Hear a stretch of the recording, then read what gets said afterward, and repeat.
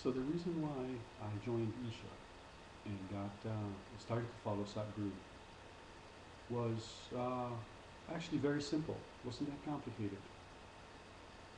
There were many reasons. Of course, good health and increased calmness and focus, and my health improved. I was sleeping better at night, and a lot of little, not so little benefits from being initiated initially the first time. But I would have to say that the most important reason, and the reason why I'm still in Isha and still following Sadhguru, and my wife and I moved to the center to become full-time residents here, is because I had an experience. It's as simple as that. I had an experience that I never had in my entire life before, one that totally changed my life, one that took me to a dimension, took me to a place that was completely beyond myself, that I had never had an inkling about before. And right after I got initiated the first time by Sadhguru into a process called Shunya, meditation called Shunya, and a Kriya technique. It was about a week later. It was one of those beautiful sunny Sunday mornings, and I had been meditating for quite a while. I think maybe 3 or 4 hours had gone by, and my wife was beginning to wonder what was going on. And she hadn't seen me for a while, and she just wanted to make sure I was okay. So, she came gently knocking on the door of the meditation room, and there was no response. And so she thought, gosh, he's either fallen asleep or he's not feeling well or something. So she opened the door a little bit, and I was completely conscious of hearing the knock and everything, but I had just fallen into some other state of being. I really don't know how to describe it, except that what happened was something broke loose in my solar plexus, and a huge rush of energy just came up and up into the top of my head, and the globe of my awareness just lit up, just expanded, and just sort of melted out into everything. And I mean, when she came into the room, I was sprawled out flat on the floor. I wasn't able to really get control of my body very well. My body was sort of I was just so spread out. There was just no distinction. And the thing that was really marvelous was that everything was so real. It was as if everything was connected to everything else. There was a seamless connection between everything, as though everything had been perfectly composed and perfectly orchestrated into a whole symphony of reality. And I was in that symphony of reality. I was a part of it. It was a part of me.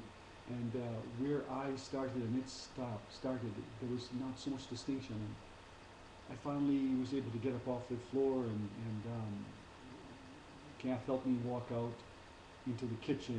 And I remember very clearly, I started to pull myself together a little bit, just walking on my own. And then I remember looking at her as I was trying to explain to her what was happening to me, that something was going on. I didn't know what it was. And the minute I looked at her, I literally fell into her eyes, completely collapsed, and she just melted into her.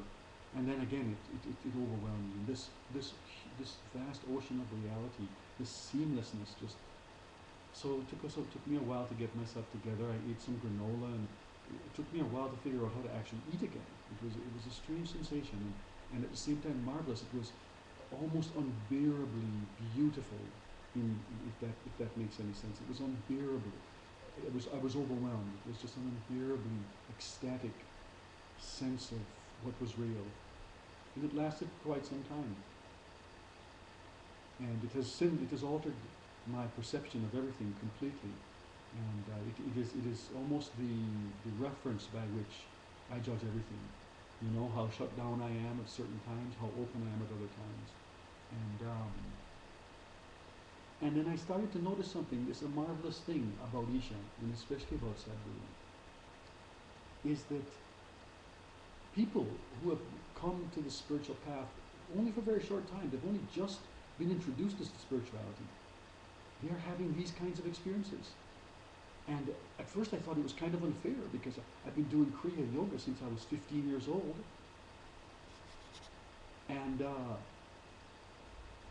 here he is just doling these experiences out of the divine so seemingly so casually, and yet still not casual at all, with absolute mastery, absolute awareness, absolute responsibility. He knows exactly what he's doing, and yet still these people are awakening, and they're not just having a weekend experience. It's something that is lasting, it's carrying them through their life. It's something that goes on and on for them. And I've gotten to know many of these people, so I can speak from my experience of them. I see the change in their perception. Their whole attitude to life and their perception of reality completely has changed. And this is a marvelous thing. This is a sweet thing. When you see it, as I have, over these many decades of spiritual searching, and you see how easily this thing has become available. And Sadhguru makes this available to people. And it's not just the programs that are being done, or the kriya that he teaches, or this kind of yoga, or that kind of yoga, but it's the blessing, it's this unique thing that he does, this consecration, the process that he takes us through, this initiation process. He literally just pours himself into us. And when an unbounded being touches you, you taste the unbounded, you taste the boundless.